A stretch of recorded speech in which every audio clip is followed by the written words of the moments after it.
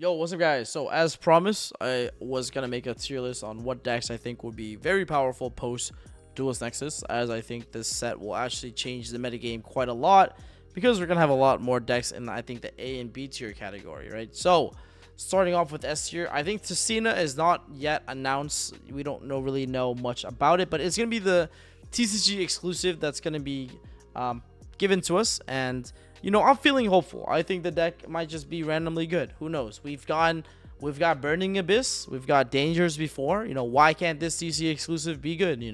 So I have high hopes. I just put an S tier. Obviously, it should be unranked because we don't know yet, but as you can tell from the new format and Duelist Nexus, we're gonna have a lot of decks that are gonna be out and about. Okay, and I'll leave that up to you to decide whether or not that's good or not. But let's talk about the decks in S tier, right? So decks that I think are probably going to be met with a lot of representation, as well as I think some of the strongest decks in the game currently, right? So Castira, without a doubt, having access to Shifter, and just like the big boys is just, I think it's just going to be good still. Like I think Castira untouched for Duelist Nexus will still be a good deck.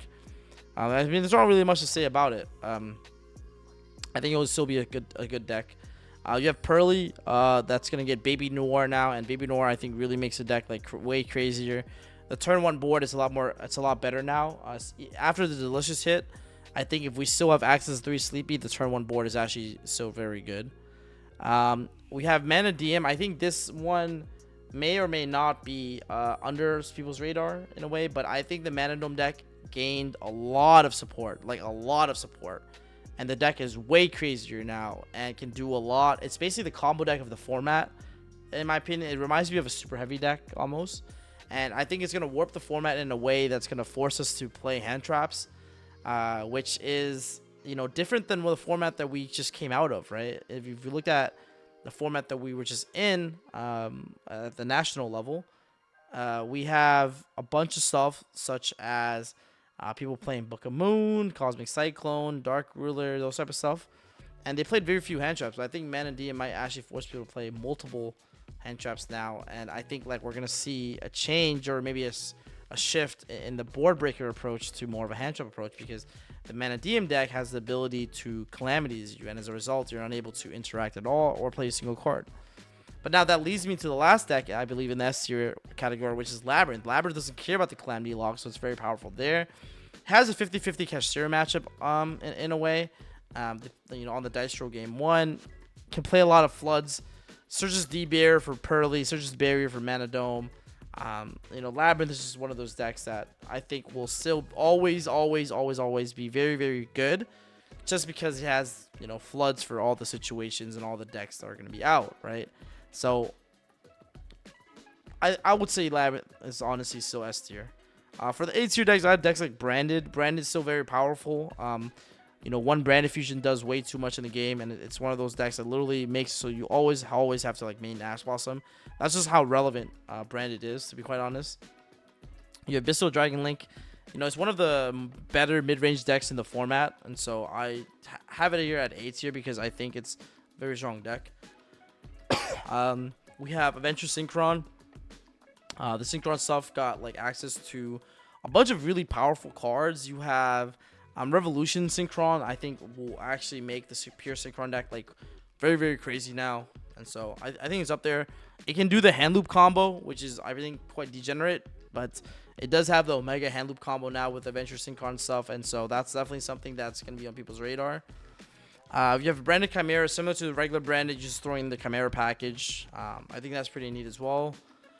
You can search Kit. There's a lot of synergy with the two decks. Might be something there. Trilament with Revolution Synchron is also another deck that can be played. You can make AFD.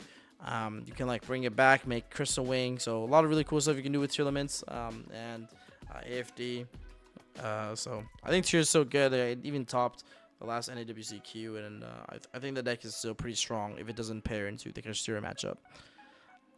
We have the Runic for Hire Sprite and the Runic Life Twin Sprite. I have those in the A tier now because those type of decks can't really play non-engine in the form of hand traps, or they can't fit that many, and as a result, I think they're gonna fall off a little bit, especially if Mana Dome gets really popular. I think that's going to be the issue of the runic decks, where like it's going to be kind of hard to play runic decks if hard combo decks are in the format. So that's the only thing you need to know. Infernobles with, I think, Revolution Synchron definitely will be way stronger, especially the Adventure version, because right token plus Adventure Synchron will get you Power Tool Dragon. That is like basically full Infernoble combo. So I think Infernoble is like really solid. Got a bunch of new support that I think can make it put up a pretty formidable board with a lot of follow-up. It's like a Dragon Link deck almost, except it's playing warrior cards, and its sold is still like busted. So I think this deck is actually pretty nice. I'm actually gonna put out a deck profile soon for Infernobles if anyone's interested for post Dune.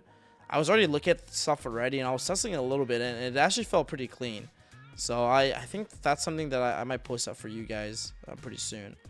Rikus and Avalon, solid deck, plays it into board breakers pretty well. I think if Joe's in the format, this deck might fall a little bit off, but it's fine. Exorcister cooked me up so bad. That deck cooks me so bad. I think I just have to put it into A tier just because it cooks me so bad. But I think the deck is honestly a B tier deck, but it cooked me so bad. I have to put some respect on the sisters, the nuns. Rescuers also got the teleport. It can set up a bunch. It can set up the trap. It's another mid-range option. Really good grind game with cards like Alert and all that good stuff. So I think it's like a low A tier deck. But we'll see how good it'll be, Vanquish Soul is a high B3 deck for me. I think the deck is it's probably one of the strongest mid-range decks because of how much it pluses. It reminds me of Striker almost. So I have it as a B tier deck. I don't think it will get a high representation. That's why I think the decks in B tier decks, I just don't think people will play that much. But it's a deck that I think it'll be there. Unchained with the new Link 2, and I think the level 6 is way stronger now for sure. And there might be some cool synergy you can have with like Unchained Labyrinth or something along the lines. So definitely something to look at there. Definitely some potential. Full-on Reese is B tier just because I think it's too bricky, but the deck obviously is so good. Runic Sprite is I think worse than the other two variants of Runic, so I have it in B tier. Dark World got the new card. It's still a B tier deck because the new card doesn't help solve the issue of the deck, which is Droll.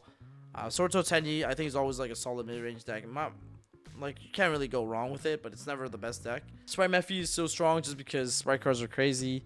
Ably Lock, if people don't play the out for it, that was obviously going to be broken. Go Pride Punk is very similar to Sprite Melfi. I think it puts up a lot of interruptions, and I think a lot of players actually, it had 3 tops at the NAWCQ, so I have to put some respect on it, to be honest. Maris's B tier in main deck goes in match, so you already know. Altergeist with the new support turns into a mid-range combo deck now. It changes the playstyle completely, so it might actually be good again. We can try it. See, I've done some combos with Altergeist post Dune, and it was not bad for me. Plunder, I was more Plunder Runic, but I think Plunder is fine too. It's one of those decks. It's one of those rogue decks that's just powerful, right? You can't really, if you have to know what the cards do to interact with it properly, or you can easily lose to it. Dytron is kind of like the Dark World deck, so I have it in the B tier. Similar concept, tries to FTK you. Virtual World I think is a lot better. It might even be an A tier deck because I think the new Synchro cards that got released, like Crimson Dragon, makes Virtual World kind of nice. Mathmech, it's just Mathmech hand traps, which makes Mathmech might just move up in tier list if the format requires a hand trap strategy. So we might see that change, but Mathmech is just Mathmech. It's just a hand trap deck. And then we have Draco Slayers. It's fine. I think it's not low B tier. It's like a combo deck like Dytron and Dark World, but not the same power level. So we have Trap Tricks. It's just not its interruption is just not good enough across the board. That's why I don't like it that much. Scary Claw Pier is just worse than playing Mana Dome with Scary Claw cards, in my opinion. Mechanico is just super cringe, so I have a C tier. I'm sorry. Sky Striker can't go first, so you're playing a deck that can only go second, so I have a C tier. Dinosaurs, weaker combo deck than Dytron or Dark Worlds, in my opinion. Evil Zors, same as Dinosaurs. Tri-Sprite is just worse than Sprite Melfi. Tri-Lureless is worse than Tri-Sprite. And then we have Telenice, which is basically like a worse Exosister deck. We have Eldritch unplayable, Natural Runic unplayable, Novelle's unplayable, Salamangreat unplayable. Super Heavy, it's probably a C tier or B tier deck. But I have it here for now. And then Usarix, do not play that deck, please. So honestly, these are decks that I have in the current tier list. Let me know. We can actually, you know what we can do?